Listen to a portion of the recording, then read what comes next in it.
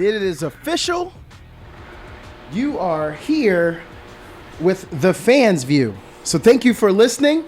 Thank you for streaming us if you're on the TuneIn app or kzifm.org. However you're taking us in, terrestrial radio, you're here. And we're about to give you something great for the next 2 hours.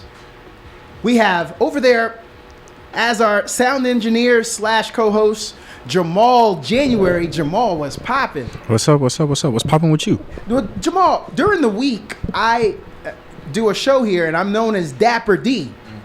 But, brother, you fly as can be today. I got that ish on.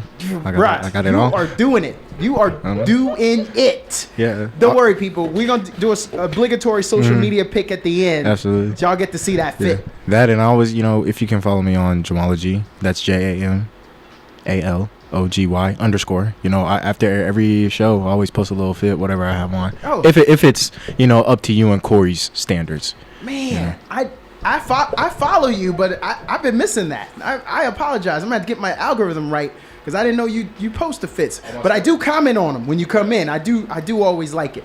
And then he mentioned them. If you ain't know, we talking about the flyest. I know what I said. The baddest. And you still listening. And I did not stutter. The best sports gentleman in all the land. Corey Mose from KVU. What's up, Corey? Yeah, man. Corey. I got look, dog. You my fave. I appreciate that, but I tell you what, I feel like God's favorite for getting me here on time because I'm tired in the mug, bro. Wait, what's got you so tired? Well, I was at that Spurs last night, and I didn't get home till like 2:30. So, fun time, but that tip off at 8:30, and then game was like 3.5 hours long, and then press conferences and all that mumbo jumbo. Definitely blessed to be there, but golly, dog, like they had to pack the house. They said if we start late, they'll all show up. That was the goal. And they did, though. A lot of KD jerseys last night. So, I was happy to see he got the love. Happy to see Spurs got the win, without Wemby. But, you could just tell the sentiment around the team. It is kind of sad. It felt like a dark cloud last night. Sad. So, we'll see what happens for the rest of the season for the Spurs. But, they trying to make a playoff push even without Wemby. And they're only 2 spots behind that play-in. So, we'll see what happens. For those who don't know, superstar Victor Wembanyama is now done for the season with a DVT, deep vein thrombosis. I'll do my best to break that down in layman's terms. Basically, it's a blood clot, and this young man has it. It's in his shoulder. You can be on blood thinners. This is not a death sentence. It's just for the end of the year. So they want to manage it. They want to see how he reacts. This could be genetic. So they just want to get a little handle on it, and they'll shut him down. So, but it is tough. What ended Chris Bosh's career. Yeah.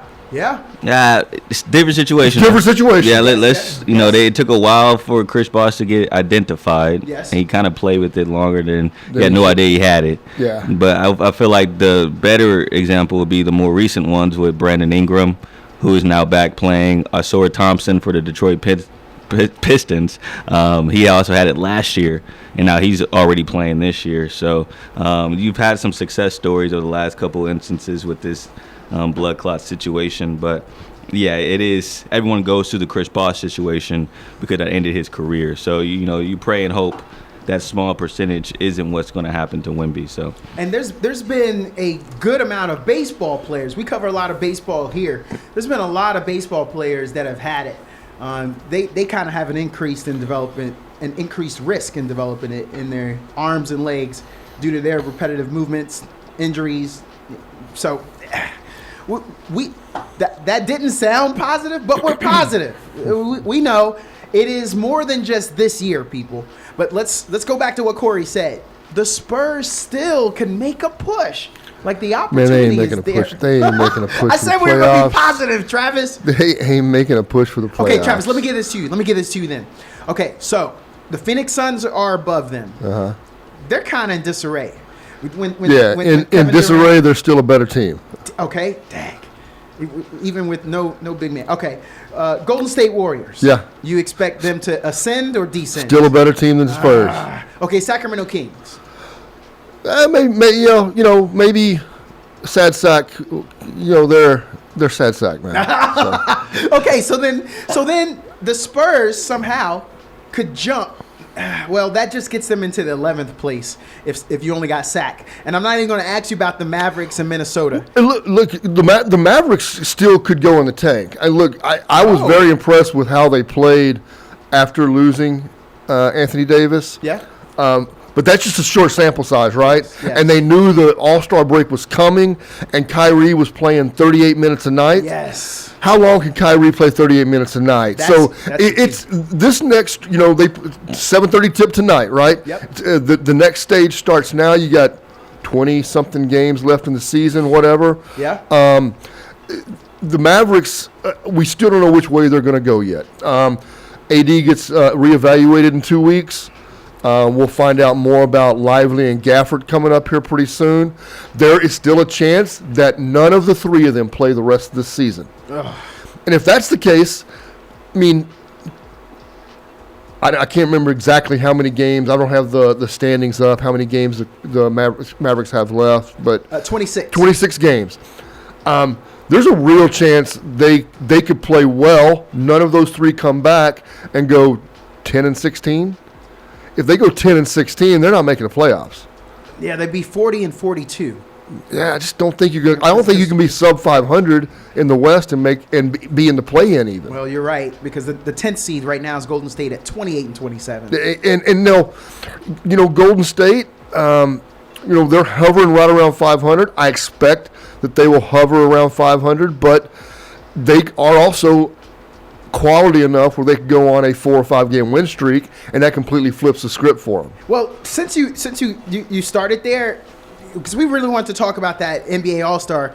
At the NBA All-Star weekend, Draymond had a microphone in front of him. Boy. Draymond said they about to go on a run, and they're going to win the championship. Y'all heard that right. He said they're going to go get a ring. Travis? No. Because you just mentioned. They ain't getting no ring. Travis, Draymond said it, though. They're gonna be in the play-in. Uh-huh. And they might advance. Uh-huh. And then they're going to get their butts kicked. Travis, would you say that to Draymond's face? Yes. He said, with a glass partition between us. Because Draymond, the interesting things that Draymond actually said during All-Star Weekend, first of all, is that the game of basketball is boring right now.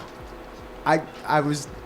You want to get to that? Yeah, I do. That was in my notes. I tell you what, the NBA is probably not real proud that the network gave him a microphone. He said the game is boring, and then he sat there during the All-Star game going, "What in the heck are we doing here? This is terrible."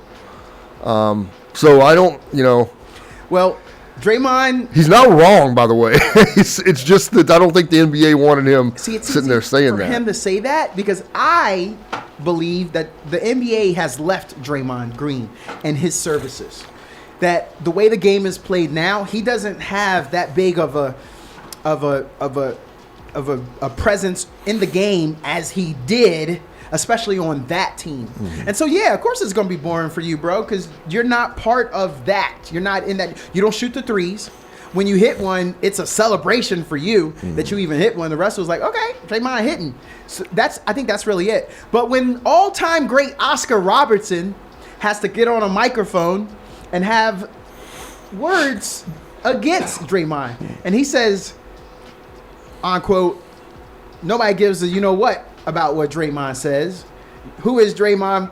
What does Draymond do? Yeah, of course. Draymond is average. Great. Oscar Robertson said that. Yeah, but the flip side of it, and I did not watch this game the other night, but that makeup game the Lakers played the other night, they shot 53s and scored 99 points. Mm-hmm. Sheesh. That's bad basketball, people. Yes, it is. That is bad basketball. And that is arguably, however you want to rank him, the best player, one of the top 3 players, however you want to rank LeBron. That's a game where one of the all-time greats, alongside Luka, who is at least once again, where do you want to put him? Top 3, top 2, top 1, whatever. And they shot 53s and scored 99 points in the game. That's not good basketball. Guys, I want to give. Let me read this quote according to Yahoo Sports from Oscar Robertson. Draymond says so much. Robertson said, "Who cares what Draymond says? It doesn't mean anything. You know, people. This is what I mean. One guy can say this and one guy can say that. The game is what it is. People either like the game or they don't. And I think people enjoy the game, especially if their team can win. And if you look at the basketball, it might be boring to him because if he's not passing the ball to Curry, what is he doing? I mean, not to single that out because I think he knows how to play basketball, but he's passing the ball to Curry more than anyone I've ever seen in basketball. And so it means a lot. You know, it might be boring to him at times because of what he's doing. Maybe it is boring when he's out there. He's not shooting a shot. He's not shooting a lot, and he's not guarding a lot. So it's boring. Mic drop. Shots Oscar fired. Robertson. Yeah. And you can't come back at the OG of triple doubles. He did get that one ring. And quite frankly, look at that roster. Look at the 5 people they're putting on the floor. What else do you expect them to do? Yeah. Like they don't have, like you can't roll them back and install the Indiana offense from 1984 and expect them to run 7 screens and rub people off. And you can't. That team can't do that. Yeah. They are set up to do one thing: kick it to the shooter and let the shooter shoot. So, and I think. I will say there's a part of me that and you know Daryl Morey and what he did with the Houston Rockets. I'm not going to say it started it all because maybe the Steve Nash and Phoenix Suns were the actual beginning. Daryl Morey and the Rockets just kind of perfected it with James Harden. But there's a part of me that does watch some of these games and go, man, this is not a fun watch. I want to go further back. Let's play a little old guy sports history here then. Let's see if these two know it. I want to say it was the Dan Marley Phoenix Suns team. Do you agree with that? Kevin Johnson, because they... Yeah, I mean, I guess for their era, they shot more threes Rex than a lot of other Chapman. teams, but then they still dumping down to Barkley. But he was shooting some serious threes too. Didn't he have throw his hands up? I didn't know I was hot from 3 moment. Yeah, during one of the finals. Yeah, so I thought that was the first. But that wasn't that wasn't necessarily like that Rockets team.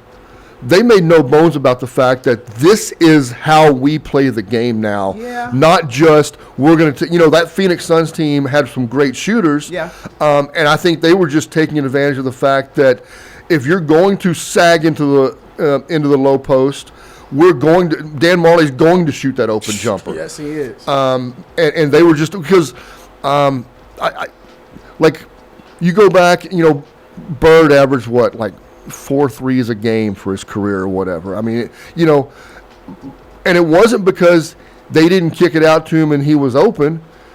It was because the theory that they played under was still the closer you get to the basket and shoot, the better chance you have of making it. Yeah. Crazy theory. Exactly. What a crazy theory that is. But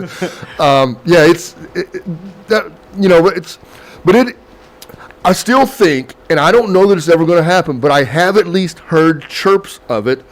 My thought has always been, if the NBA, and I don't know that they do, if the NBA wants to make any sort of major change to the way the game is played, you've got to get rid of the corner 3. Ooh. You just extend that 3-point line to the sideline, and there is no corner 3 anymore, and that has to change the way you play the game. Corey's not feeling that. No, I don't mind that. I just feel like that wasn't this whole conversation around what Draymond said about the NBA. Sorry, we do get off topic. No, but I was going to say just like that wasn't the biggest thing that struck my nerve this weekend. Oh. I feel like the other comment he made about how this weekend was a 0 out of 10 for the All-Star weekend, and he didn't enjoy any of it. Now, I felt like some of the points he made I agreed with in the sense of not being able to go after a scoring record. You have the guys like Kobe Bryant and recently Jason Tatum breaking the point scored record in an All-Star game. You can't do that in this format when you're just going to 40.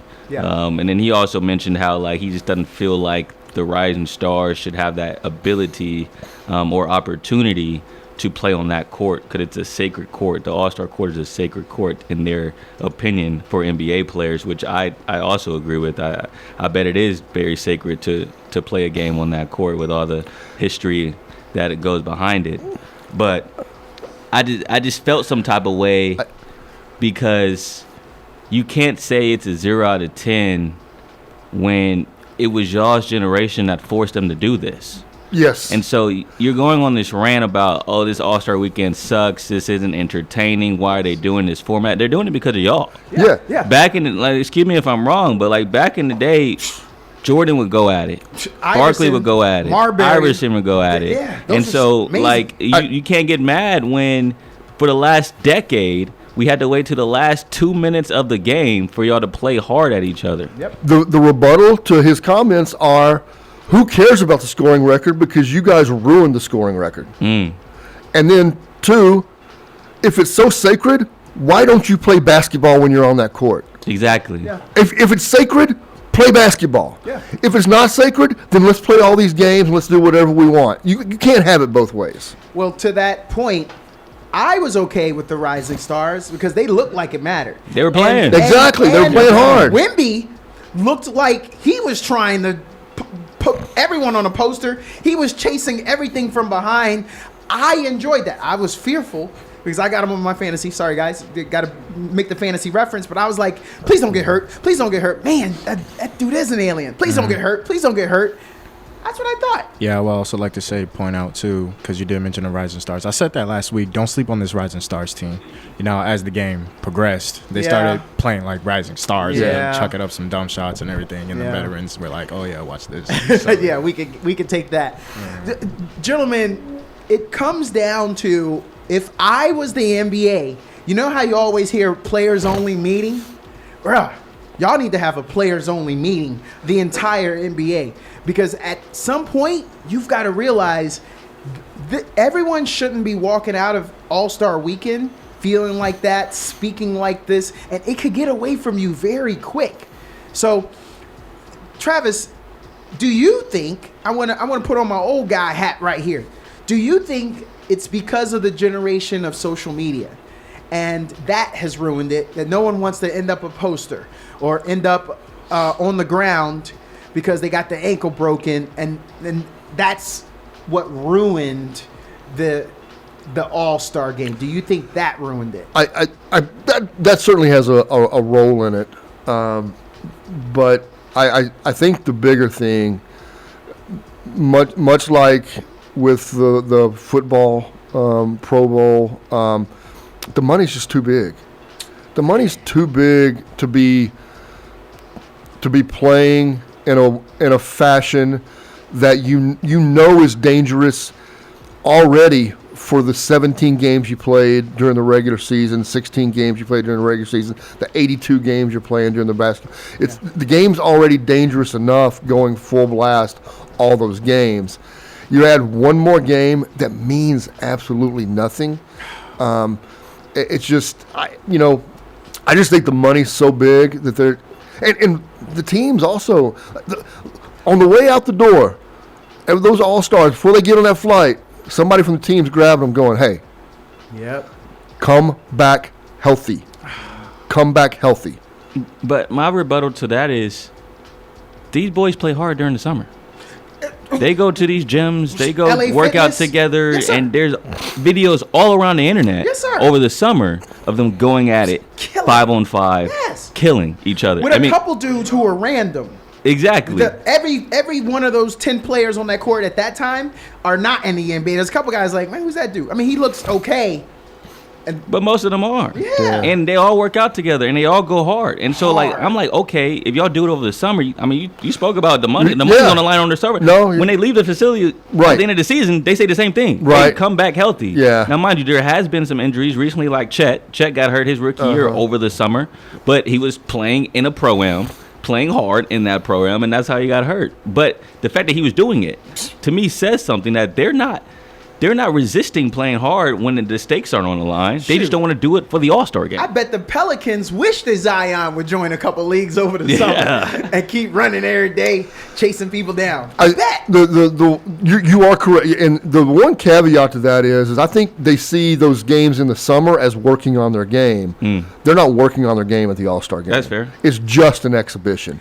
And so they're like, I'm not coming here to practice my crossover. I'm coming here just to shoot and have a good time with my buddies, and then 3 days later we got to get back into the season. That would be my but you're exactly right. It's just as dangerous, and the money's just as on the line when they leave during the summer. But I just think they view the game differently. Like what goes back, Draymond says it's sacred. You guys just it's not sacred anymore. It's not sacred anymore. And this is my last point on this topic. It's just the fact that I just hear so much chatter about the NBA's messing this up.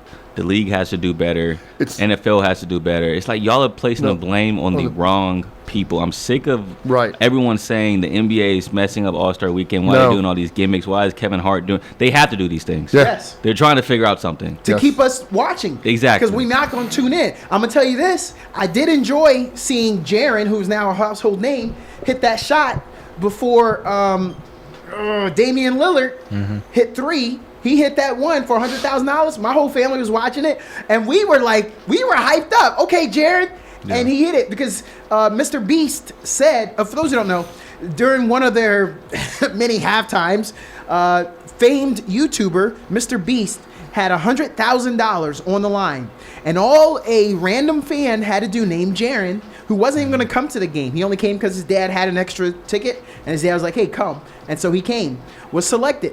He had to hit one NBA logo, 3. I don't think it was half court. Half court? It was half court. Man, because he looked like or maybe it was logo. I think it was logo. He was shooting bricks. A logo 3. Yeah. For those who don't know, that's well behind the 3-point line.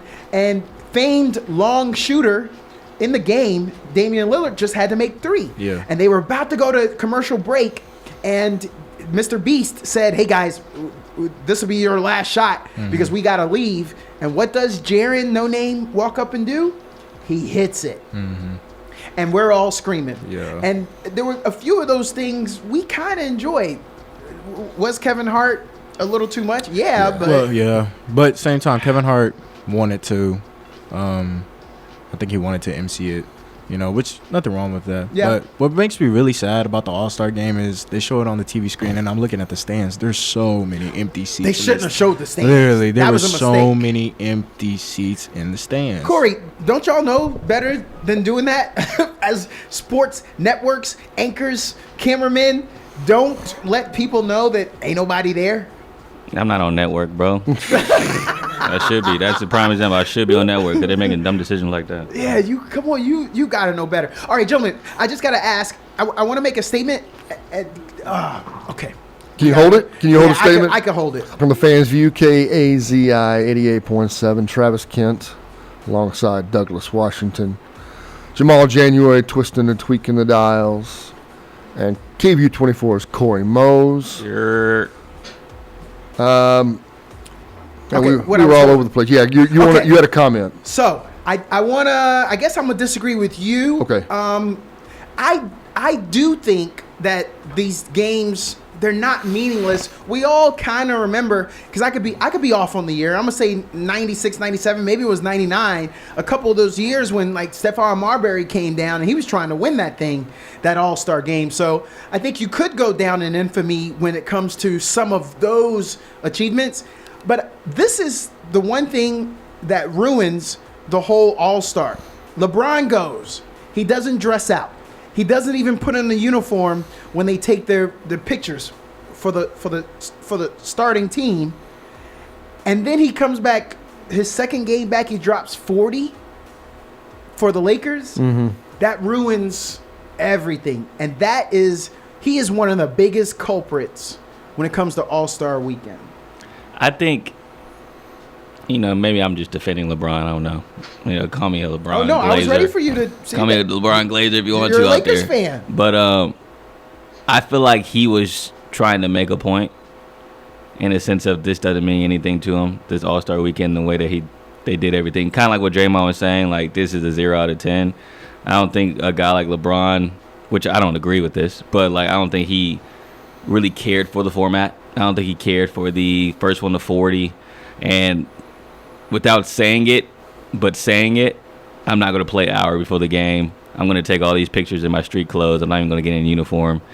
To me, I just feel like he was trying to make a point to the league that he doesn't give a rip about this new format, and he doesn't respect it. And that's just my hypothesis. Yeah. But, But we were sitting here for that first segment saying, well, that's all great, LeBron, but you didn't really care about the last format either. Exactly. Exactly. Yeah. So, I mean, that would be my thing about it. Yeah. That's what my guess is. Because LeBron, he's very calculated. Everything he does is very thought out. I don't think he just woke up that morning and was like, you know what, I don't feel like playing. I think he thought about this. And then, like I said, I don't agree with it. But I do feel like he's been getting a lot of hate over that as well on social media. He has. A ton of hate. And even, I don't know, I saw on SportsCenter yesterday, PK Subban, when the ESPN hockey analyst was going off, not on him, but kind of, it was a slight dig without mentioning LeBron, but saying how that's the difference between the NHL and the NBA is that you play hurt, you play injured in the NHL, and when All-Star games, all the stars play and they play hard, and you play for each other and not just for a paycheck. And so you can't be called the greatest all time, because the greatest all time to me is ones that compete. And so he was saying all that without naming LeBron, but he was clearly talking about LeBron. But, you know, it just goes back to the whole point of like, all right, what are your values? Because then not 2 days, but the same week he goes out and drops 40, you know. But to me, that shows he does care, you know. Yeah. And that's why I'm like, he probably just made a statement on All-Star Weekend when you can go out and drop 40 the same week at 40 years old. So I always hate the LeBron hate because he's playing at 40 years old. He's playing back-to-backs. That was on a back-to-back where he dropped 40. Right. Yes, it was. Embiid ain't played a back-to-back all year. Nope. You know what I'm saying? So, and never will. Exactly. In his contract that he never will. Yeah. So, forget the LeBron. He's out there playing, at least, for the regular season. Maybe not for the All-Star game, but cut him some slack. 512-836-2887. You can get your calls and comments in. Kind of an open format today. We're in that soft spot. Football's over. Basketball and hockey, yeah, we're about to make the stretch run into the playoffs. College basketball, we still got a few weeks left before March Madness heats up. But we can talk about what anybody wants to. Jamal, you want to say something? I was gonna say, man, football season might be over, but we got the combine in exactly 6 days. That was at the top of my list. That was the next thing when the floor opened. I had a question for you guys. Well, before we move on from NBA, during the break, was it you, Jamal, Douglas brought up SGA? Yeah. And because I was going, so Shai Gilgeous-Alexander, who is phenomenal, just dropped 52. Yeah, and I Like a casual 52. I heard there was a report the other day. I can't even remember what it was. It says like, something about 50-point games and the infrequency of it, and now you got somebody like SGA who's out there throwing. Seems like he's had like 7 50-point games now in the last 4 weeks or something. I mean, it's ridiculous, right? Yes. I went back because I couldn't remember the exact details of the trade, but you talked about the fact that SGA was drafted by Charlotte, but was swapped for Miles Bridges on draft day, so he ends up with the Clippers. The Hornets, man. And then the Clippers give him a year, and then flip him to Oklahoma City. And here, once again, I'm about to infuriate my Mavericks fan side of me.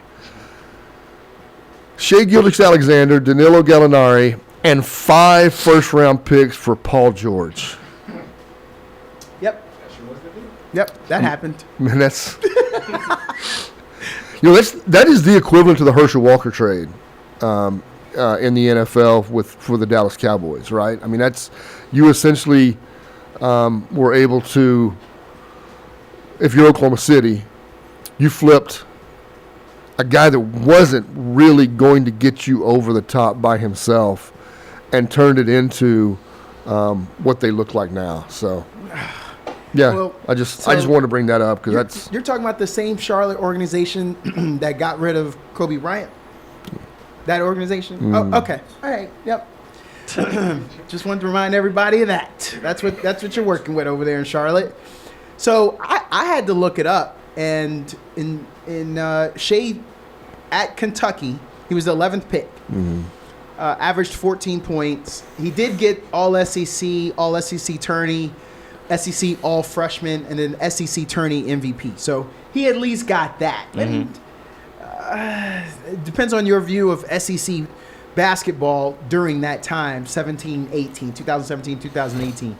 So, because I was just wondering, like, how did we sleep on him? But when you're in the 11th pick, you just miss what we always call the lottery top 10.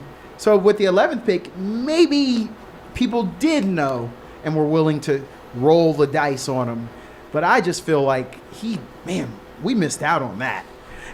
And when I say that, I want to go back to that draft. That was the 2018 draft. The number 1 pick. Let me guess. 2018? Yes, sir. DeAndre Ayton? Yes, the number 1 pick. Ding, ding, ding. Winner. That guy gets a chicken dinner. Yep. And then after that, you go and get Marvin Bagley.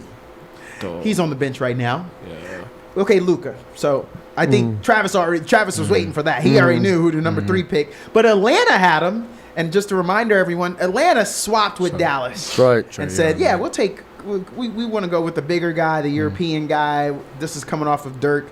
Maybe all that went into Dallas. Maybe they thought he ain't gonna fit the vibe in Atlanta. I don't know. I don't know what all that thought was. Then Jaren Jackson Jr., which turned out to be a good player. Trae Young, Mo Bamba, Wendell Carter Jr., Colin Sexton, Kevin Knox. I'm not there yet. Mikal Bridges. You mentioned. I haven't heard that name in a minute. And then finally Shea. Man, we messed up. Yeah, we missed that. But you got to remember that era for Kentucky was Cal was bringing in 5 new freshmen every year. Yes, he was. That were all supposed to be next year lottery picks. And some of them, I remember, and Cal actually got a lot of flack for this. He'd bring these guys in. Game 1, he's got 5 freshmen starting. And then one of them, to his credit, if you weren't playing well, he'd bench you. And start shuffling things around. And so guys would, there were guys that I think we overlooked because of the way that team was structured. And the college game is just a different basketball game. And what you can do when you get to the professional game doesn't always rise to the top of a college program. So, well, when you mention that team, I will give you 2 other names. Jarrett Vanderbilt was on that team.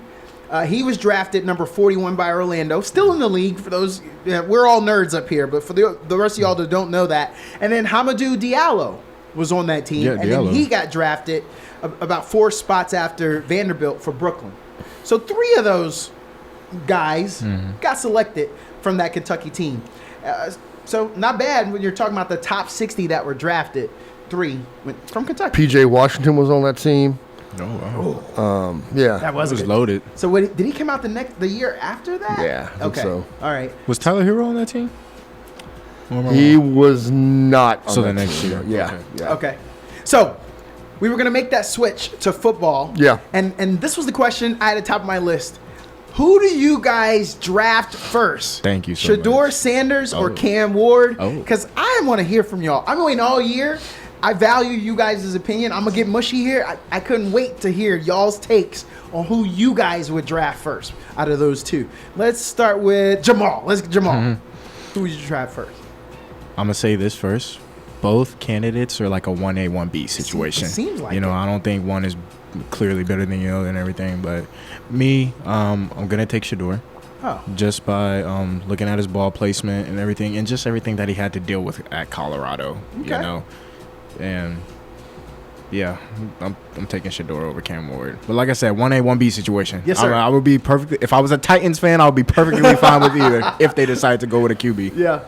Travis, I got to know. So I'm going to agree with Jamal that I'd take Shador, and mainly it's because he's not going to be overwhelmed by the media attention, and he's been living it his entire life, and the microphone after a college football game and the microphone from the day you get into the NFL are two different things. Ask Ricky Williams how big of a difference it was for him, and so I think from that standpoint. Shador just doesn't have the off-the-field curve to have to go through, and he can concentrate on the field. I agree with Jamal, though. They're 1A and 1B, man. I think they're both really good. Now, I do have concerns that neither one of them could end up being a true franchise quarterback. Not that I think they're going to be failures. Maybe a Trevor Lawrence type career. Trevor Lawrence is clearly an NFL starter, but he's also not maybe the franchise quarterback that they thought they were getting in Jacksonville. So good. I'm in agreement about Trevor Lawrence. I don't have a lot of people that follow me on that. Corey, who you drafting first? To the Corey Cavaliers.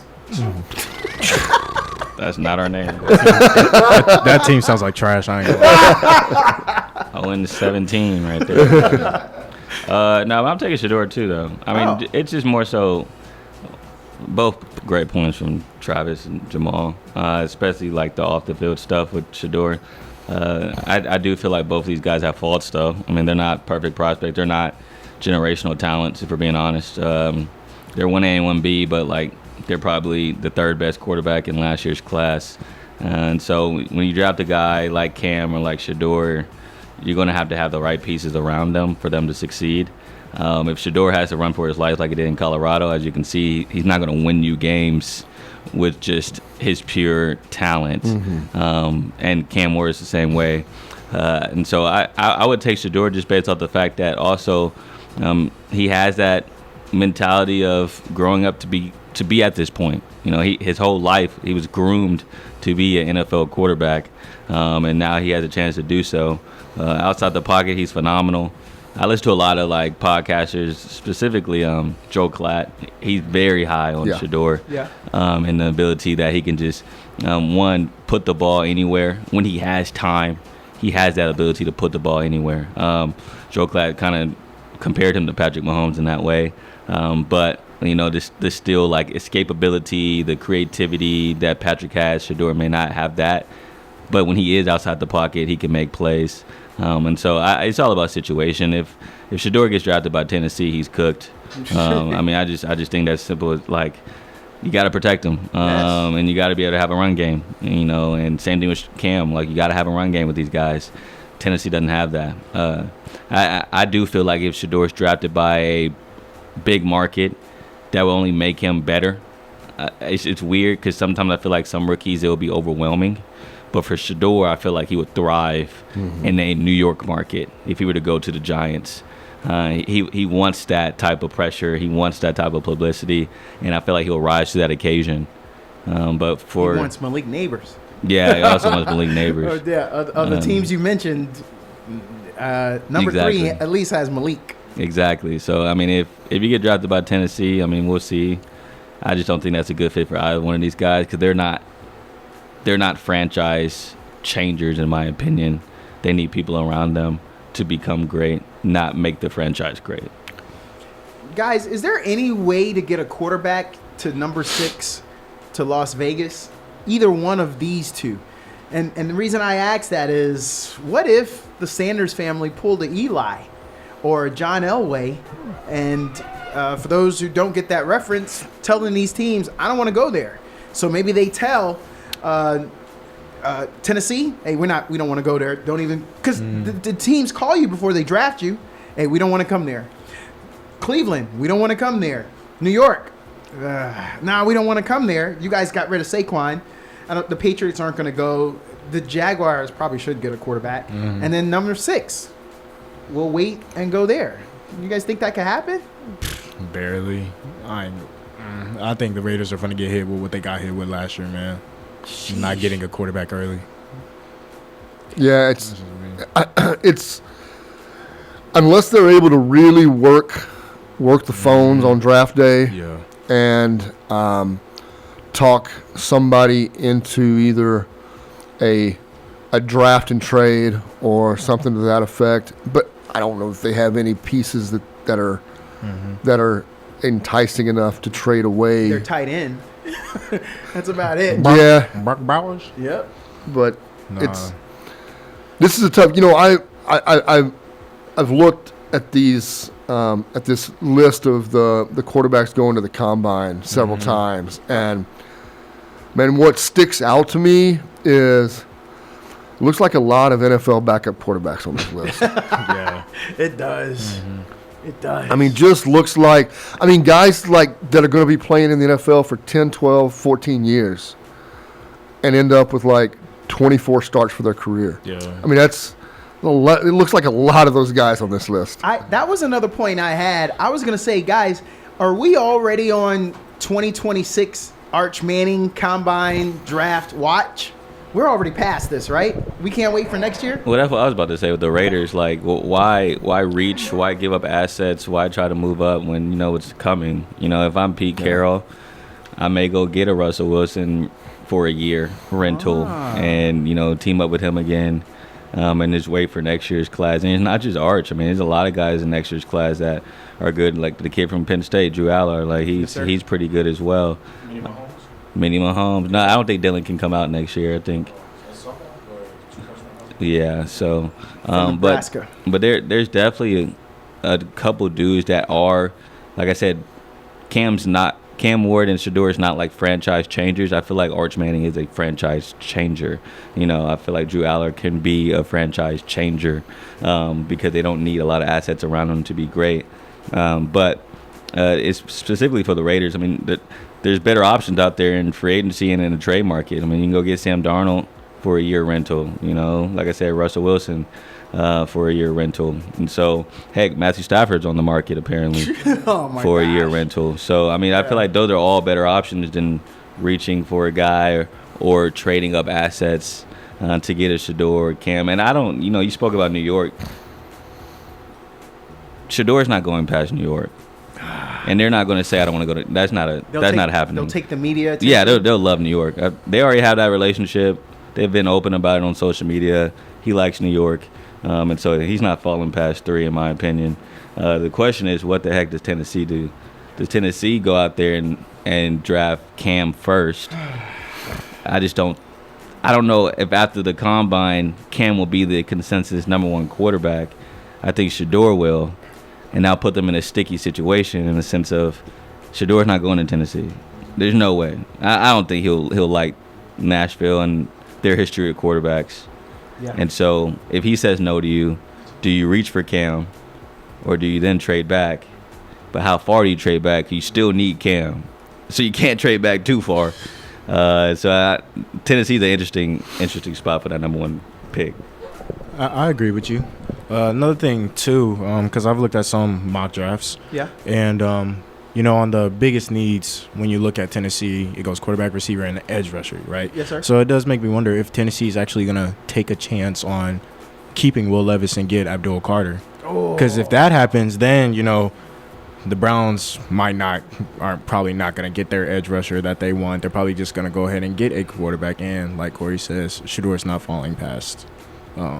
I don't think either of them are falling past New York, in all honesty, but that's just me. But I do have a question for Travis, though. So y'all got pick, for those that don't know, Travis is a diehard Cowboys fan. 12. 12, right? Y'all got pick number 12, and y'all just made the announcement. Well, Zach Martin made the announcement that he plans to retire. So my question for y'all is, y'all's biggest need is a running back. Or do y'all go and draft the best offensive guard in this draft class? So for me, of course, they went Tyler Guyton last year. Yeah. And Kid from Manor. He's got to get better. He does. Yes. He's got to get better. But if it were me, I'd draft offensive line, and I do. Once again, I have faith in Jerry and Stephen Jones. I don't have faith in them. But if I had faith in my organization, I would opt for a mid to late round pick on a running back, and then maybe bring in another veteran or something in free agency to see if you can't create. Rico Dowdle at least showed us he's serviceable enough. If they hadn't wasted the first 4 games of the year trying to convince us that Zeke was still an NFL running back, it's possible that Rico Dowdle could have had 1,300 yards this year if they'd have committed to him being their number 1 running back. Now, is that a great season? Not a great season, but when you're talking about a sub-500 football team with a 1,200 or 1,300 yard rusher, that's not a bad season at all. Yeah. So I just don't think that I think especially in round 1, once again, and I'm also old school. I'm a build you start at the lines and you build out. That's how Tyron and Zach Martin, and that's how that line was built in the first place. I go line. I go line. I agree with that, Travis. I think you go get that lineman, and then in the second round, you go get you another Ezekiel Elliott. I think y'all know where I'm going. Travion Henderson. Yeah. And that's a good boy. He's won a national championship, runs a 4.39 40. That's faster than Genty. I think he's going to get that down all right. Genty's at 4.42. He's faster than Genty, who everyone says is going to be the number 1 guy. Right?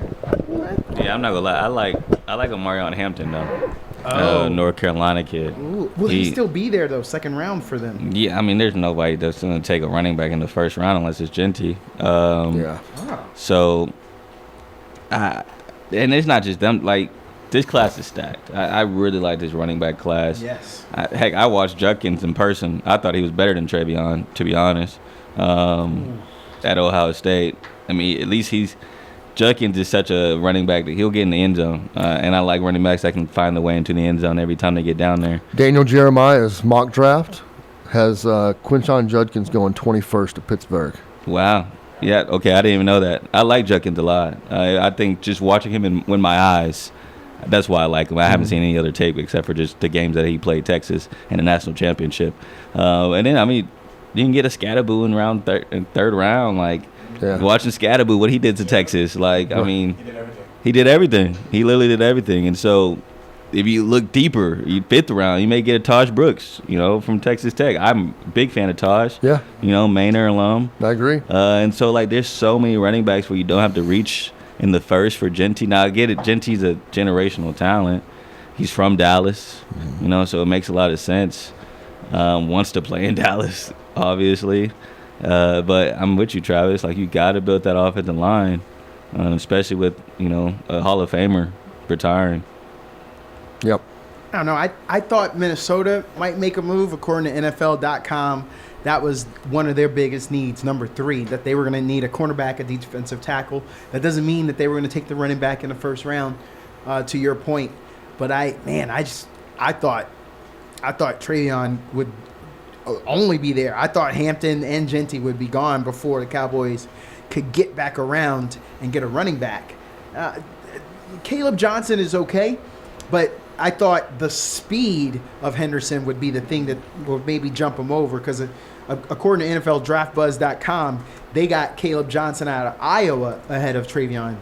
Yeah, I'm not that high on Travion. I don't. Yeah, I'm. Oh. I mean, he's cool, but like y'all talking about him like he's like the second best running back. I don't think he's that like that. Then do your thing. Yeah. One thing, right? You were at that game, right? Yeah. You saw that really, really long run he broke off, right? It was a great play call. It was a great play call, yeah. But did you see the burst he hit? He just ran straight. That's that 4.39. Yeah. Running 4.29. He's actually not the fastest coming out though. Dylan Sampson at Tennessee, NFLDraftBuzz.com has him at a 4.35. What's up with Tennessee getting Good these speedy Lord. running backs? They have what's his I'm name? not mentioning Jaden Blue. Jaden Blue's the fastest running back in this class. Yes. I didn't even know he was coming out. I'm not gonna lie to you, man. Yeah, I didn't know he was coming out either. Yeah.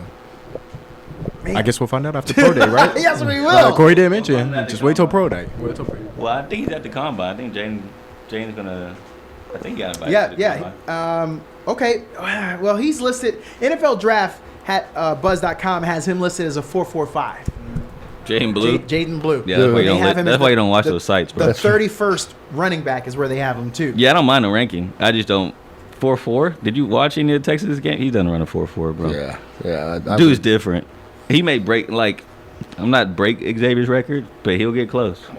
I'm being that serious. I know. I'm being that serious. What are we putting on this, Corey? What are we putting on this? Not breaking it, but I think he'll definitely run a 4.3. Easy. No. 4.3 ain't that easy, man. No. For Jaden Blue, it is.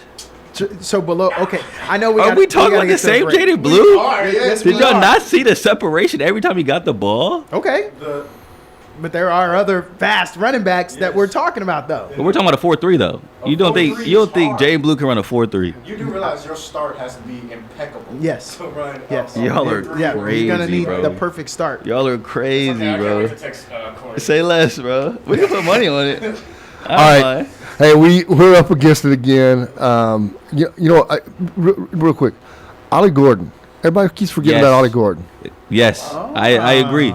Because You know, of a horrible year. He's had a terrible year. I mean, ever since the Texas game, it's been downhill. Exactly. But I just want to mention that. We need to get to a break. We'll come back on the other side. KAZI 88.7, Travis Kent, Douglas Washington, Jamal January, KVU 24's Corey Mose. You're We're all over the place today. 512-836-2887. You can get your calls and comments in as well. Off the air, Corey was showing me some highlights from Jaden Blue, and I'm convinced he's not running a 4.3. Hey, there it is.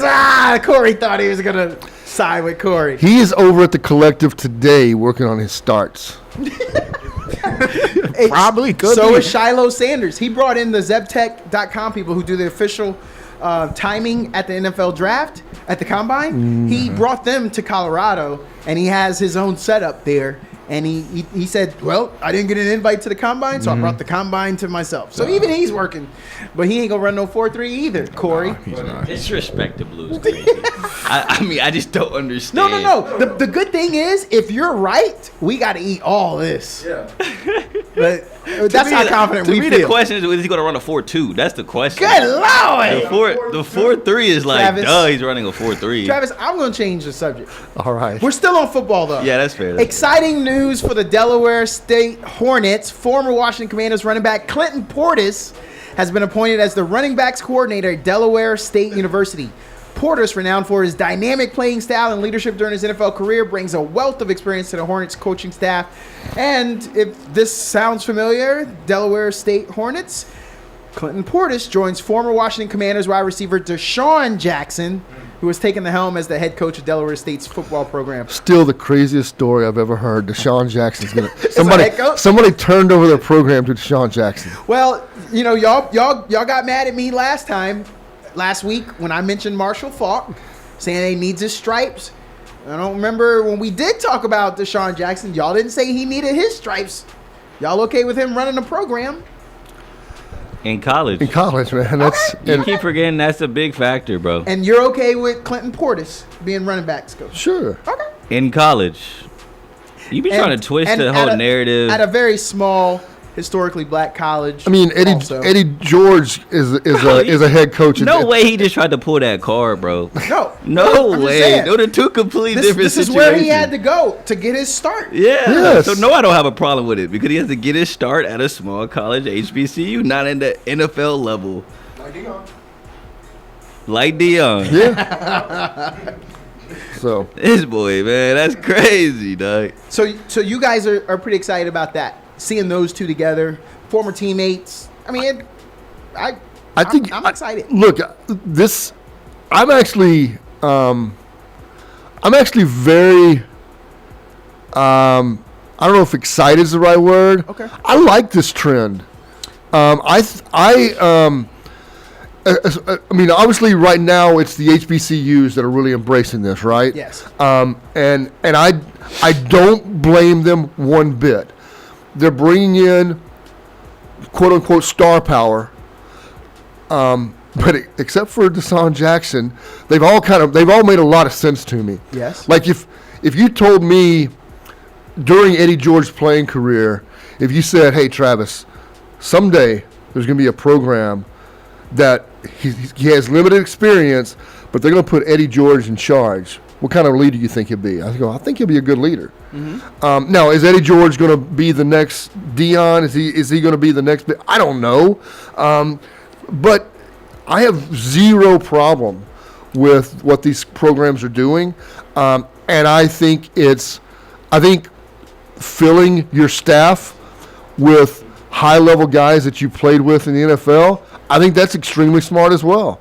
I don't know that a lot of high school kids are going to be overwhelmed to go play for Clinton Portis. I don't know if they remember his career. Yeah.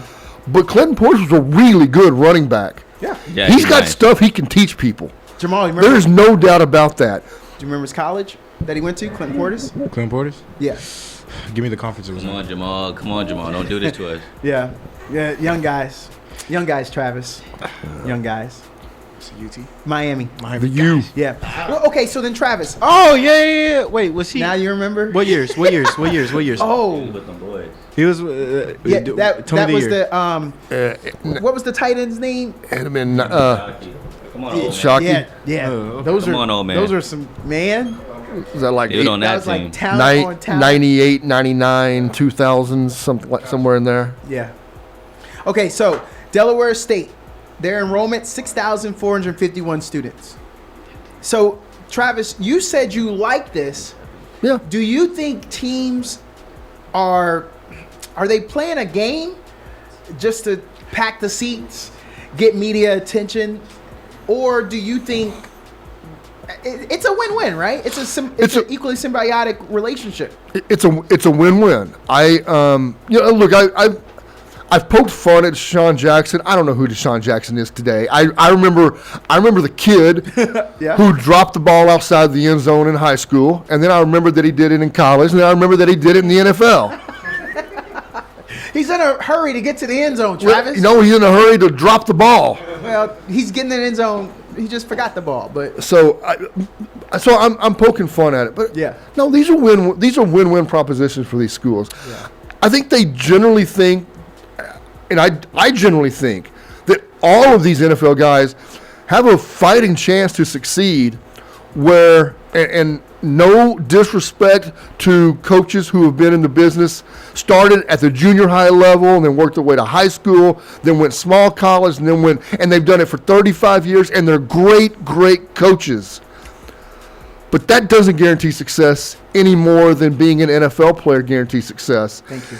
The NFL player there's going to be some mom or dad Yes. who's going to say, "Son, Deshaun Jackson called, wants to meet with you. You need to meet with him." Yeah.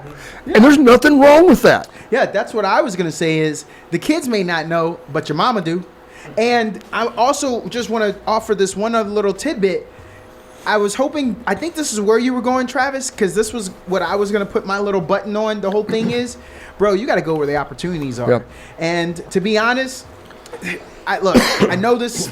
I'm just going to say it. There's some predominantly white institutions that may not give young Deshaun Jackson that opportunity, Clinton Portis that opportunity, because they say, oh yeah, you can come start at the grad assistant level, but an HBCU is happy to have you. They're treating you like family, and they'll take you, and you're gonna be head coach. I think I gotta take that. You gotta go where the opportunities, where everybody knows your name. To go off of the Cheers reference, and they're always glad. That I think that's why you got to take these opportunities for Eddie George, and for Deshaun Jackson, Deion Sanders. Look, if all of a sudden one day we woke up and Prairie View or Texas Southern or some school like that, all of a sudden we read in the headlines that Andre Ware is the new head coach. Yeah. Would that shock any of us these days? No. I mean, Andre Ware's still around the game. He played the game of quarterback. Played the position of quarterback really well. Bruh. That was Charlie Ward before Charlie Ward, young bucks. Especially in the Houston area, you think it'd be hard to recruit kids out of Houston if you're Andre Ware. And so I, 100%, I'm on board with what these programs are doing. Yeah. And more power to them. And eventually, and this is another point that the NFL and college football in general has been at least pushing narratively. I don't know if they're pushing it enough in reality, is we need a larger pool of talented minority coaches. Yeah. And if this helps create a larger pool of talented minority coaches, then we're winning the battle right there anyway. Yeah, no, I like that.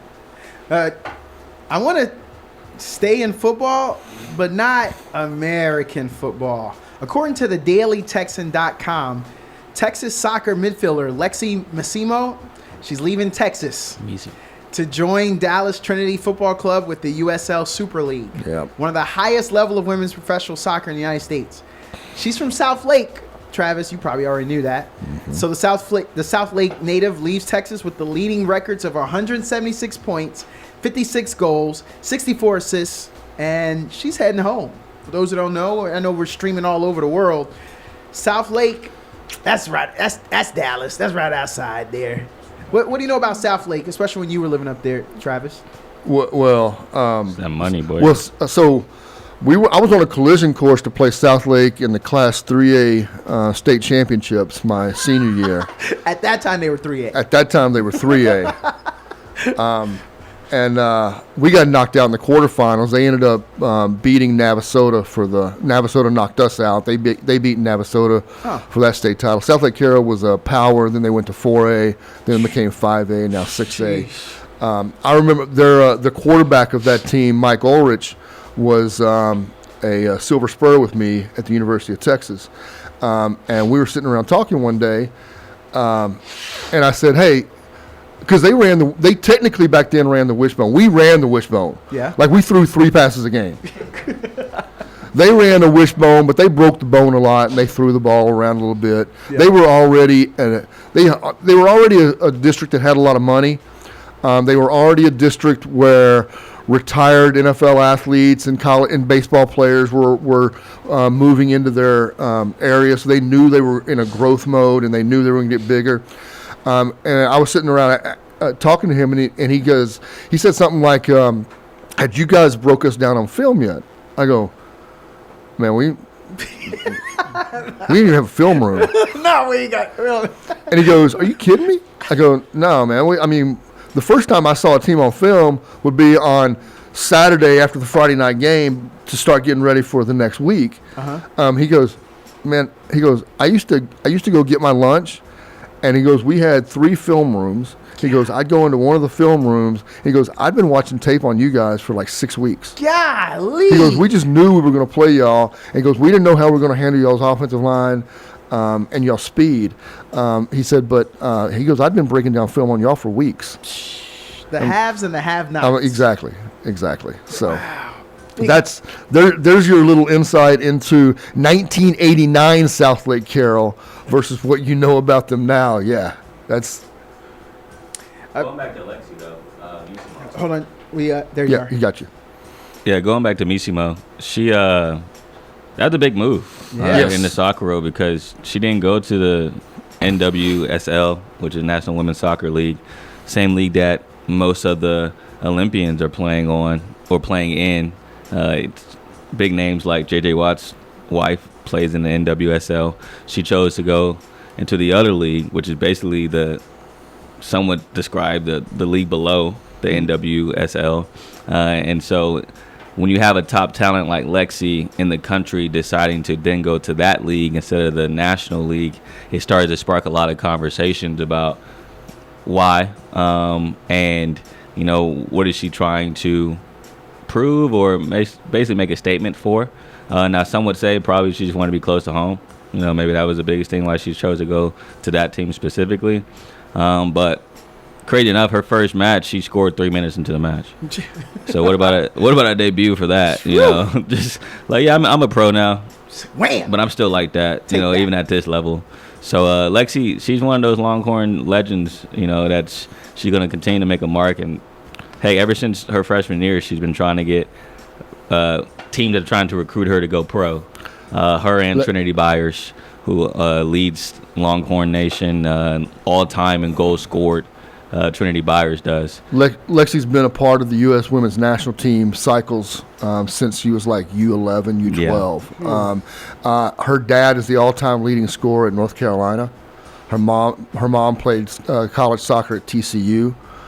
She was a consensus 5-star. This is one of the things, and get on my mini soapbox here about club soccer in high school. She didn't play high school soccer. All she played was club. So South Lake's a power program. When they won state 3 years ago, they beat Westlake, and Vandergrift made that semifinals. They knocked my daughter's team, Round Rock, out in the regional championships. But that South Lake team had 6 freshmen starting for it. Good grief.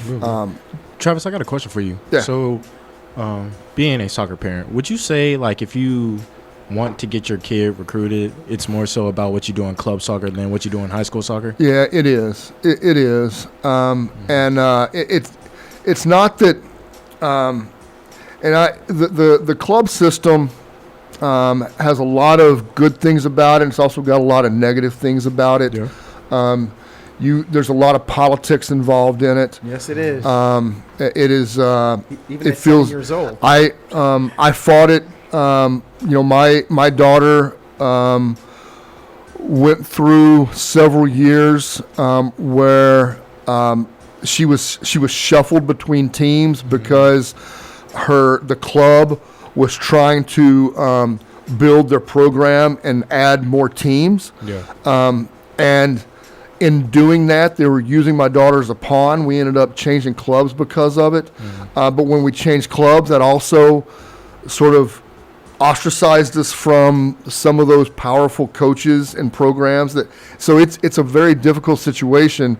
But there's no doubt in the right format and the right situation, it makes all the difference. It makes all the difference. There are high school coaches out there who do a really good job of helping their kids get recruited, but most of it's coming from clubs and those club showcases. Yeah, because the reason I asked, I had both of my sisters played club volleyball, and the more serious one was my youngest sister. And just looking at like how people the tournaments, that the traveling and all that, and just looking at all the recruits that would be there during the club volleyball, but not more so the high school volleyball. So I just had to spring that question on you. Yeah, and the 100% now.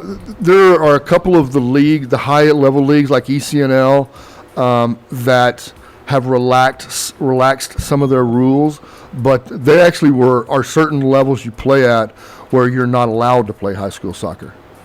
Like you only play club soccer. Like if you sign up to play in this league and play for this team, you are telling us you are not going to play high school soccer because we don't want someone else influencing the way they coach you, putting you in different places, exposing you to injury, etc.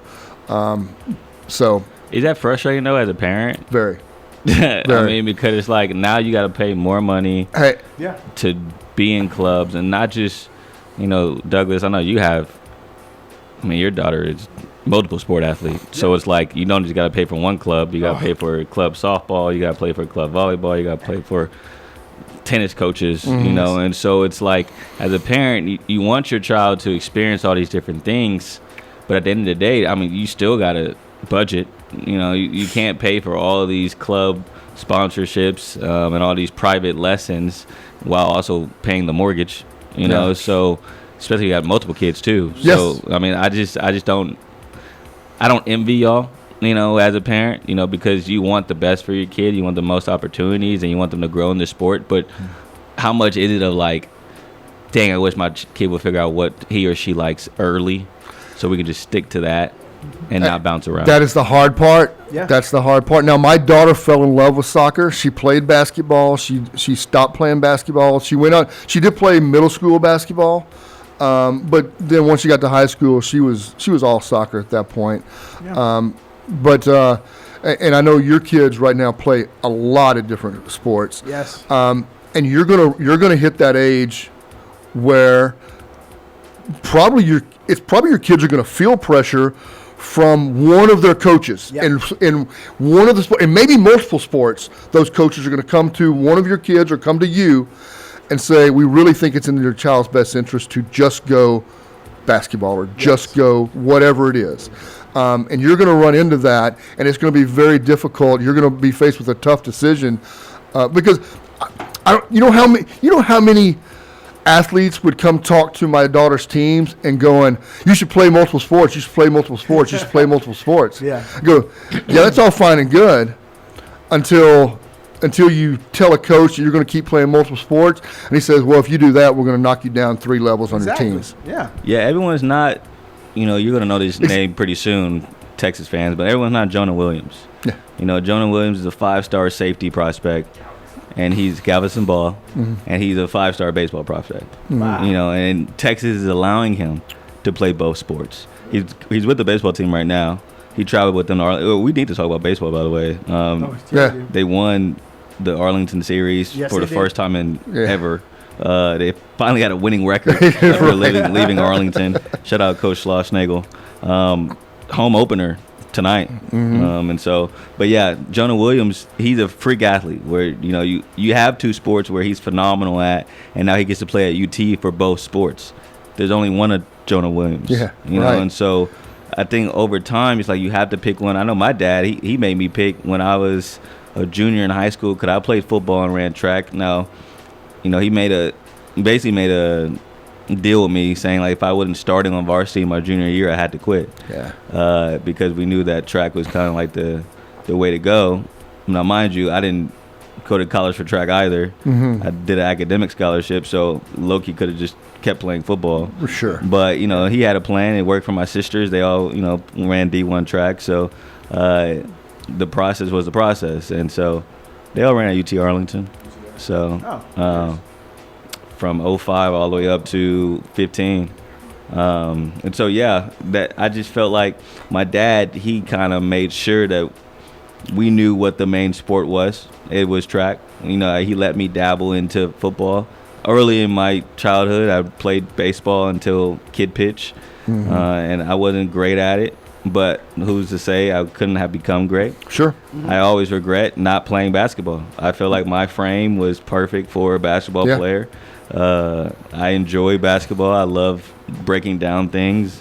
Never played any organized basketball. No YMCA. Nothing. Really? And I felt like no church league. Yeah, nothing. Because it was always kind of during track season. So, he kind of made the decision for me and for my sisters. And, it sucks, a little bit. I do feel like, man, what would have happened if I would have played basketball? But, everything works out for a reason. And so, it is what it is. And I understand you have 4 kids, dude. Like, you got to pay for a lot of things. And so, yeah, I just threw out that question just because I just know that later in my years and Jamal's years, we're going to have to make those decisions as a parent of, do we allow our kids to do multiple sports, or do we kind of do what my dad did and see for our eyes, like, hey, you're good at this sport. Yeah. You're going to do this sport, and not let them dabble into other things. So. No, I tell parents ask me all the time, because my kids play other sports and that they're high achieving, how do you guys do this? And everyone likes to tell me, oh, your kid's going to get burned out.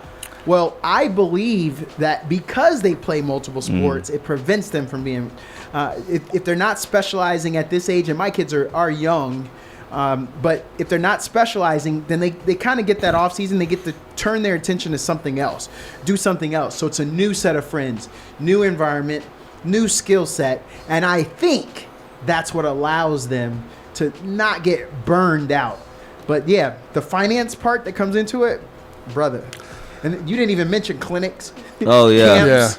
Yeah, there's some summer camps, some summer clinics you need to be at. Yeah. And I totally agree with you. I feel like I was burnt out with track by the time I got to junior high. Because I started running when I was 5.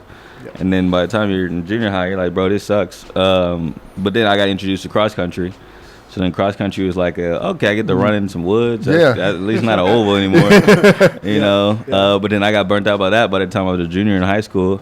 And then I got introduced to steeplechase, and steeplechase was a whole other thing. Yeah. But I will say this: I feel like the other component, specifically for different sports, is that track is an individual sport. You know, so you're competing, and it's all about you, and you know it's you versus you. But I feel like it's less easy to get burnt out in team sports, you know, because you can lean on each other. Mm-hmm. We talked to Asia O'Neal a couple weeks ago, and you know she was playing volleyball her whole life, and she said she loved it, you know, and the whole time she dabbled in basketball, but she wanted to go back to volleyball, and so I feel like those team atmospheres helps it easier to stay in a sport and not get burnt out because you all are in it for one common goal.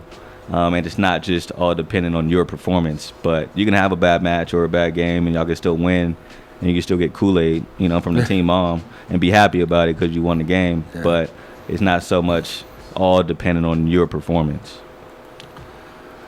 Yeah, if there are young parents out there, if there are young adults that are trying to make some decisions going forward in life, the best thing I can tell you is you dictate how that kid feels about it.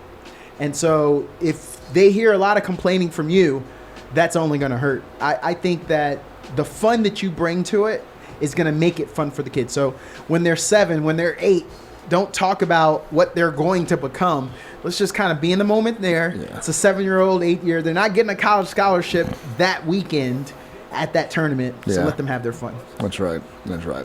We need to get to January. KVU 24's Corey Mose. Turn it over to Corey. Corey, you got something you want to talk about? Yeah, just mentioning the big coaching changes for Texas football this week. You know, Tashard Choice now moving on to the Detroit Lions. Yep. Of course, a couple weeks ago, Blake Gidding moved over to Georgia Tech to be the defensive coordinator. 2 nights ago, Texas then named a new running backs coach. I believe Chad Hall is his name, from West Virginia. So we'll see what happens with that replacement. Because Tashard Choice was a phenomenal head coach. Yes. I'm not head coach, but phenomenal coach. He will be a head coach one day, I do feel like. But it wasn't just that. Recruiting-wise, he was one of, if not the best recruiter for Texas, I felt like. And just a leader of men, you know. And so it'll be interesting to see now with all the changes. Now, mind you, Sark went through last season with changes, with Jeff Choate moving on to Nevada, becoming a head coach over there. He had to replace that, get a new tight ends coach. And also, they're shuffling things around with Coach Joseph, who was the cornerbacks coach this season, will now be the safeties coach this year for Texas. But Joseph actually has coached safeties in the past. He actually coached Kyle Hamilton, who now, as everyone knows, is an all-pro at Baltimore. Before he was a cornerbacks coach at Texas, he coached safeties at A&M and developed Kyle Hamilton back then. So it'll be interesting with all these new faces on the 40 and positional coaches. But, you know, it's definitely interesting to see how Sark's tree is getting out there and moving around, and I think that's all a testament of his leadership. And I feel like it's always great when a head coach can see his, not pupils, but his peers go out and get bigger and better opportunities, and that's what you want if you're a head coach. Yep, so for sure. Of course, the also big news, caller we're going to get to in just a second, no spring game this year. Texas made it official, no spring game. Matt Rule and Nebraska were the first ones to do this, Lincoln Riley and USC. And essentially, the thought process here is the spring game used to be a place where you showcased a lot of your younger guys. And now all that's doing is showcasing them for transfer portal. Yeah. And so it will be interesting to see if the traditional spring game as we know it even exists here in a few years. So just thought I'd mention that. We got a caller on the line, so we're going to jump into the phones. Caller, you there? Yes, sir, I am. Hey, go ahead, Mr. Oklahoma. How you doing? All right, how you doing? Doing well, doing well. Yeah, I want to start off, man, with college basketball. It's one guy that plays college basketball for Tennessee. That little guard, number 5. Yeah. Man, I admire him. Yeah, because he's a short guy, and that guy, he's been there for some years, But man, I love the way he plays. I can't think of his name right now. Hey, so have you always been a fan of the short guys? Like, did you like the Spud Webbs? Did you Yeah. like the Muggsy Bogues? Yeah. Oh, you always root for Yeah, them? yeah. I have been fan of the short guys because some people said that short guys don't belong in the pros or college, compete, Yeah. But it's a lot of short guys that play real good, man. And I really admire that guy. Yeah. Oh, I can name. I think I can go 5 names deep on my hand about those short guys that made it to the league. So I'm always impressed with them and what they went through to get there. The guy that you're talking about is the guy Zakai Ziegler. Yeah. He's That's him. He's 5'9", and yes, folks, the average height of the American male is considered short when you're talking D1 basketball. He's from Long Island, New York. He's a senior, so you're right. He's been there for forever. Man, look like look like he's from Louisiana. Look at his hair, man. Look like he's from Louisiana. Wait! Don't get them Tigers, man. Travis' daughter over in Louisiana. What do you look like? You're from Louisiana? What that? Well, I mean, Louisiana people normally have real good hair, straight hair. You look at his hair. Oh, I got It you. looks like he's from a Louisiana dude. Yeah, no, that's facts. I got you, man. I didn't know you can go that deep on genetic makeup. Yeah, you are a man of many hats. That's right. What else? And I want to tell you, man, it's two coaches on Oklahoma I think needs to be fired. What? I think the football coach needs to be fired, and I think the men's basketball coach needs to be fired. God. Boy, that dude, Oklahoma wins one game men's basketball and lose 3 or 4. Win one game, lose 3 or 4. That dude needs to go. Bro, are you paying attention to what's going on in the SEC? Yes, sir, I am. The SEC is Yes, up I right now am. when it comes to this is not the year to be judging teams in the SEC. You still have a winning record. You guys are 16-10. There's a chance. You go on a good run in the SEC tournament? Yeah, but man, we had to win that game last week and we didn't win it. Okay, so when y'all knocked off number 24 Vanderbilt, where were you at then? That's a good win. Yeah, good. But how many games did we lose after that? God dog, Okay, man. you're right. But, After that, you lost every single one after that. Yeah. That's right. And see what I'm saying, man? That guy is not consistent. He's not consistent. But I think he needs to be coaching now. I do. Y'all beat number 24 Michigan. Well, y'all love the number 24. When a team is ranked 24, don't play the Sooners because you're gonna lose. Yeah. Well, But man, we don't. That trend stays we there. We don't win enough.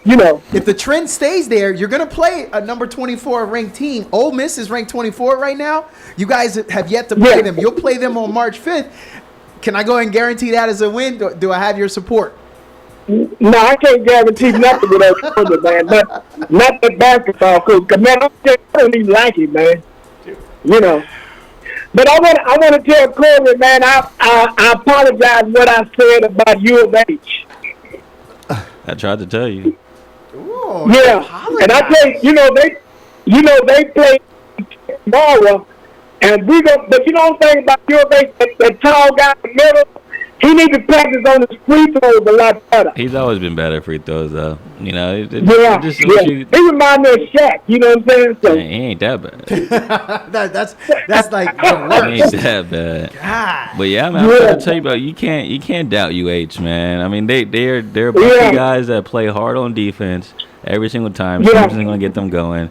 And now they're figuring out who their guys are late in crunch time situation, who to get the ball to. You have the LJ Cryers of the world. You have the Uzans, bro. He's been balling lately, to be honest. Milos, I don't know how to pronounce his last name. I don't know if it's Uzan or Uzan, but he's pretty good too. Like this team is coming along We had to expect that. Yeah. You know, you lose Jamal Shed. They are. You lose Jamal Shed. So you lose the heartbeat of the team. So it's going to take a while to figure out, all right, what's the identity of this year's team? And now they have. Yeah. And so that win against Arizona was big. Big time win for them. Mr. Oklahoma, this is why I always like to bite you. Because again, I know. you're talking about a Houston team that's 21-4. You biting people? This guy I would. You Mike Tyson? Yeah, no barbecue sauce. Ow, either. shit. Ow! Ow! What you gotta aside from the San Diego State loss, everyone else was a top 10 loss of the only 4 losses for Houston. I'm telling you, you have some high standards because anyone else would be very happy to be a Cougar basketball fan. Yeah. Well, you know, they're doing a lot better because they're ranked number 5 right now, so they climbed up the ladder a little bit. You know, so, you know, they're doing a lot better, man, you know, because I'm going to watch tomorrow against Texas Tech, you know. Well, they beat Oklahoma Well, they State got Iowa twice. State tomorrow. Yeah, number 8. Texas Tech is on Monday. Number 9. Oh, Texas Tech on Monday? Okay. Yeah, that's what I meant. I meant Iowa State. Okay. My bad. I meant Iowa State tomorrow. Yeah, that's a big matchup tomorrow. Iowa State's nice. Back-to-back top 10, and one's a home game, one's an away game. So, gonna be What else, sir? And what else y'all think about? What do y'all think about Auburn, man? Auburn looking pretty good right now. So Auburn's the best team in the country. They're the best team in the country. I think so. No disagreement here. I mean, they have everything. They have inside presence. They have outside presence. They play great defense, and they have swagger. That's what in college, like, you have to have some type of swagger, some type of just nastiness to you. And not every college team has that. Mr. Oklahoma, I want to ask you and really Douglas this, and Corey and Jamal, y'all can chime in if you want, but I don't think y'all remember Bruce Pearl at Tennessee. What do you think of Bruce Pearl? Oh, I think he's a great coach. I think he's a player's coach. I think he's also a great interview. I think X's and O's. I think he's a great recruiter. I think highly of him. Of active coaches, he'd certainly be in my top 15. And that's old guy bias because I'm sure there's some good young coaches out there. But when it comes to tenure, because of him going all the way back, yeah, I'm a fan. Yeah, Mr. But Oklahoma. His name sounds familiar, but I really kind of forgot what he looked like. Oh, you don't remember him biting towels and he'll come out. Yeah. He'll come out and he'll show up at the pep rallies. You don't remember any of that? Yeah, well, I think so, man. You know, but I mean, I remember somebody biting towels and stuff like that. But That was you remember Jerry Tarkanian. Like, you know. So you know what? It was easy. He was overshadowed when he was at Tennessee because you had what's her name? Oh man, it eludes me right now. The Tennessee coach, all-time great, Pat Summitt. Pat Summitt, yeah. So yeah, he was overshadowed at Tennessee, at there. But if you remember, he was the guy, the men's coach when she was still there at Tennessee, and he would come to the rallies. He'd show up. If that helps you. Yeah, no, not really. Because man, you know, man, it's so many different coaches change, and you know, sometimes it slipped my mind because was Tennessee that good back then when he was there? Was the team that good? Well, he won 4 conference championships, 4 conference tournament championships, 11 NCAA tournament appearances. He's been okay. So this is the reason I brought this up. And Corey, I don't know if you want to chime in or not, but Bruce Pearl's record is impeccable. Mm-hmm. I mean, the number of tournament appearances his teams have made, Sweet 16 appearances. He was let go from Tennessee in 2011 because of multiple NCAA violations. That long ago. And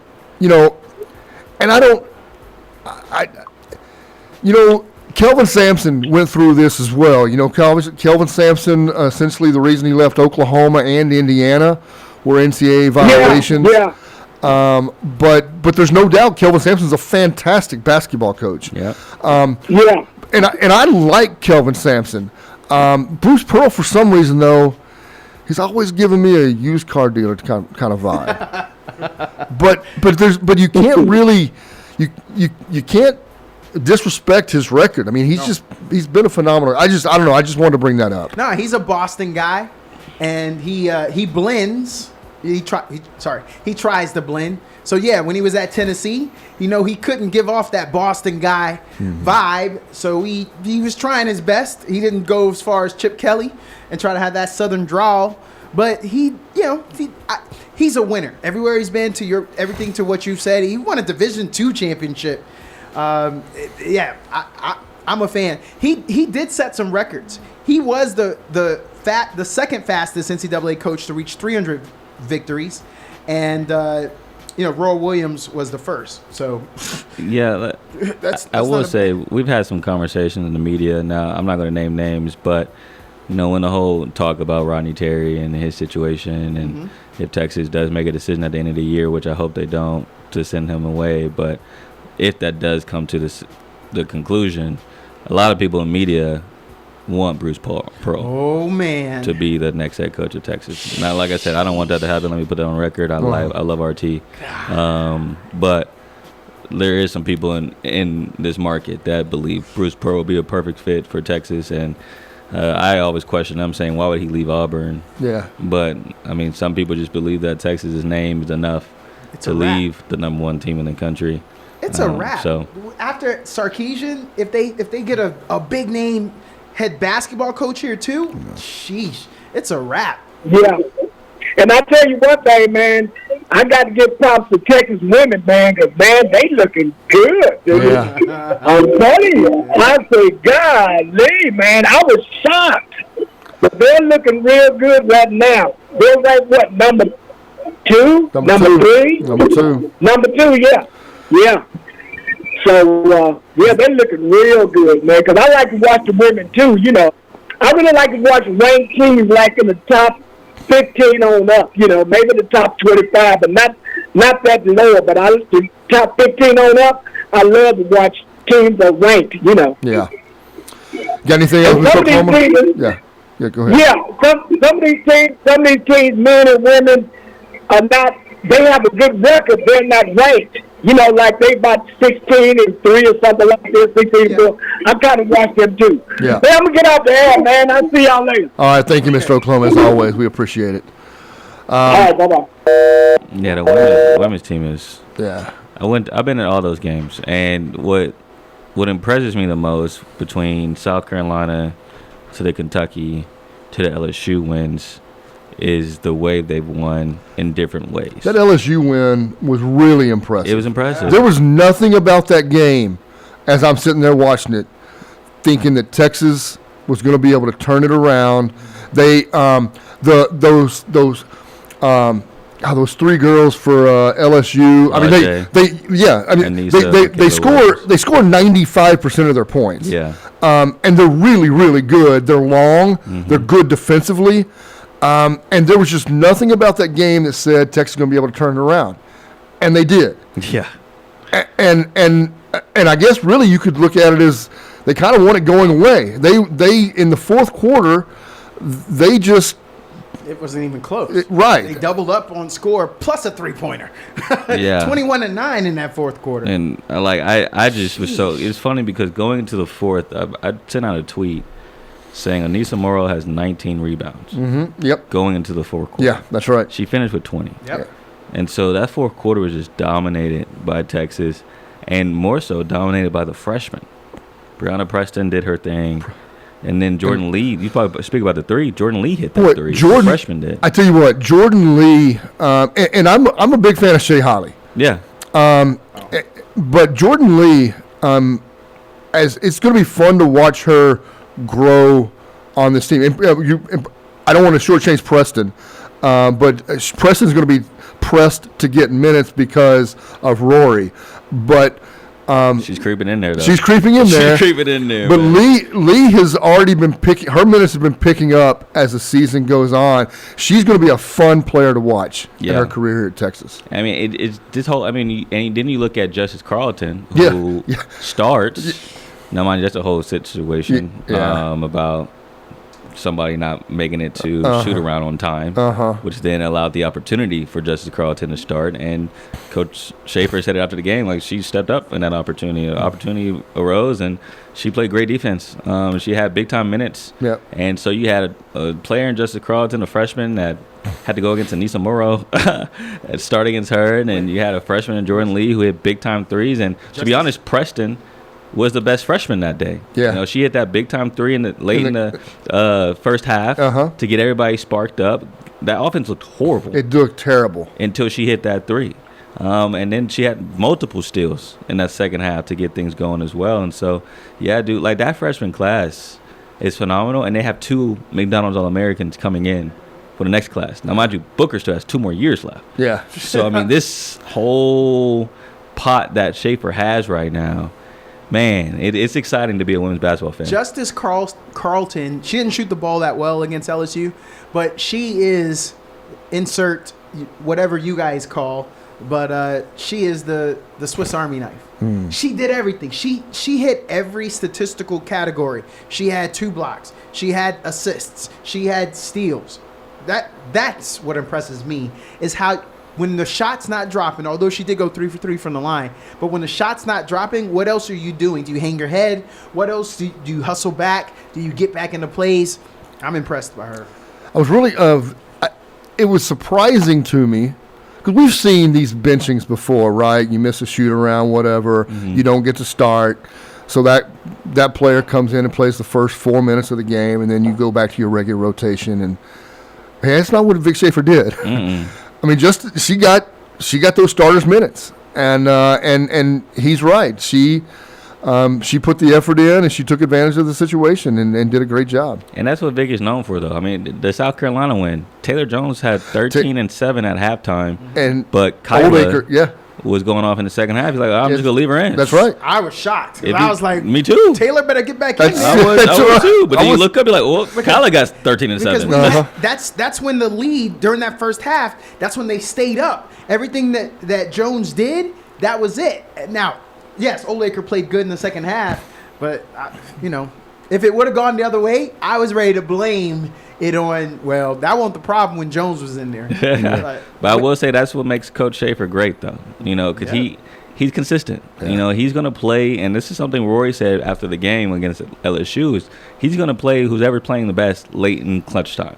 And at that time, it was Brianna Preston, it was Jordan Lee, and it was Madison, Roy, and Kyla to end that LSU game. And he rarely plays Brianna and Roy together. Yeah. But Brianna was playing so well, he's not going to take her out. And I respect that, as a viewer and just as a guy in the media. You don't want to just give players minutes because of their name. You want to give players minutes because of the way they're playing that game. And Preston earned those minutes. And you spoke about Justice not shooting well. Heck, Madison had a horrible game shooting. 3 for 17. But again, she found other ways to contribute, and 10 for 10 free throws. That's how you do it. And so that's how you do it. And so, it was a gritty win, Travis. Like you mentioned, they weren't supposed to win that game. No, they were not supposed to win that game. But to me, that shows you they're a great team. That was their clunker. That was their clunker that you just chalk it up to. South Carolina, their clunker against UConn last week. Yeah. They just shot the ball terribly. That's not South Carolina. They're gonna bounce back. They'll be just fine. But that was Texas clunker, and LSU couldn't take advantage of it. And credit Texas defense Exactly. for not letting an awful shooting performance get them beat. They were in it at halftime. They did. I looked up and I'm like, bro, how is this such a close game? They're shooting 12%. Yes. But that's what Vic Schaefer's known for. This was two teams that averaged 80 points a game. Yeah. And it was 10-10 at the end of the first quarter. It was nasty to watch. And I didn't think Texas was going to get to 10. It was just disgusting offensive basketball. But that's what Schaefer prides himself on, his teams having great defense, and that saved them that game. Props to the freshmen for coming into this program and taking that mentality head on. It's hard to be a defensive-minded player when in high school you're dropping 30, 40 points a game. Yes, right. And Coach Schaefer screaming at you on the defensive end saying you need to slap the floor, you need to play hard on defense, forget about offense. That will come. And for them to be able to be such an impact so early in their careers, it's only, set up for success for the rest of their futures. I want to give shout out to Vic Schaefer and what he does as a coach, Mm-hmm. because we've all played sports. You know how hard it is to have a player like Taylor Jones. She was a 5-star coming out, 97 grade, from Dallas Christian High School. You got any info on that? Was that around when you were in high school? Dallas Christian? Yeah, Dallas Christian's been around a while. Oh, it has. Yeah. Okay. So she could have. I mean, she signed with the Beavers, Oregon State, but that was her intent. So, how do you keep that person? She still had 12-8 in that game against LSU, only playing 20 minutes. You know, you're only going to play a half. You're sticking around. There's no dissension in the ranks. As far as we can tell, that's a great coaching job on his side. Vic Schaefer, hats off to you. And he made sure Moki left. First time Moki left Austin with the loss since 2015. Sheesh. Been 10 years. So he sent Staley packing, Yeah. Mulkey stacking. Look, that's a resume right here. This Nah, year right it's here. been one hell of a year for Schaefer, man. He may be coach of the year, if we're being honest. I don't know why they're not. I mean, I don't want to go on that tangent, but they should be the number one team in the country after those 3 games, in my opinion. Well, it's not over yet. That SEC conference, just like we were telling Mr. Oklahoma, this is an up year when it comes to SEC basketball for men. But I mean, the women has been holding it down for a few years. But that SEC tournament, I live here. I respect UT, but I can't say they're gonna go through and win that SEC tournament. Oh yeah, no, I'm not saying gonna that. be- I'm just saying after that week stretch, you have 3 top 10 wins in the matter of 7 days. Yes, sir. And you're not the number one team in the country after that. I don't care if you lost to Notre Dame early in the year at Notre Dame in overtime. Yeah. Like, give Texas the number 1 spot. Nah. I will. The only way because Texas has played more games, because with the equal record, they both have 2 losses, Notre Dame and Texas. I would say that. I would do that. But I don't know, because I'm still kind of high on UCLA. Three games left in the You are regular. UCLA, 3 games like- left in the regular season for Texas. They're ranked number 2 in the country. Look, they're pretty much locked in right now at this point to a number 1 seed. So, I want to move to Texas men's basketball for the last couple of minutes. 5 games left in the season. The best team record, conference standing wise, is Mississippi State left on their schedule. They essentially play everyone below them in the standings. Corey, 4-1 over the last 5. Not me. 4-1 over the last 5. You have to. Yeah. You have to. I mean, it's simple. That locks you into you go 4-1 over the last 5. It then doesn't matter what you do in the conference tournament. You've locked yourself into the NCAA tournament, right? Exactly. Yeah, that win over Kentucky was huge. It was huge. You needed that. Yeah. And you had a feeling. Yeah. They were going to win one of those games, whether it was Alabama or Kentucky. They're going to win one of those because that's what this team does. That's right. When their back's against the wall, when everyone's talking about Rodney Terry's job, whoop-de-whoop, Yeah. they're going to win one of those games. And, they got the win they needed. Now they just need to keep winning the games they're supposed to win. You guys are better than me. Coming off of a 23-point drubbing to Alabama, I was about to sell stock. What if I'm saying? That's always that's what what- happens. I It didn't just think- feels like I didn't think they were going to recover. no to be one honest. does. Yeah. And at the end, every year, last year was the Texas Tech game. They went up to Tech. Everyone's like, oh, man, Rodney Terry, first year as head coach, he's not looking good. And you go up to Tech and you beat the brakes off Tech. Yeah. They just do that. I don't understand what it is. I don't either. And so now you just got to win the games you're supposed to win. All right, so we need to wrap it up. We got to clear out the studio. Station manager's overlooking us right now. He's got a real mean look on his face. I mean, He just looks like that. That's just he was born that way. Why we got to give Reno such a bad rap? I don't know. Because he's a nice guy. He's a nice guy. Reno is one of the nicest guys. That's why. So we need to get out of here. We'll see everybody back here next week on the Fans View, KAZ.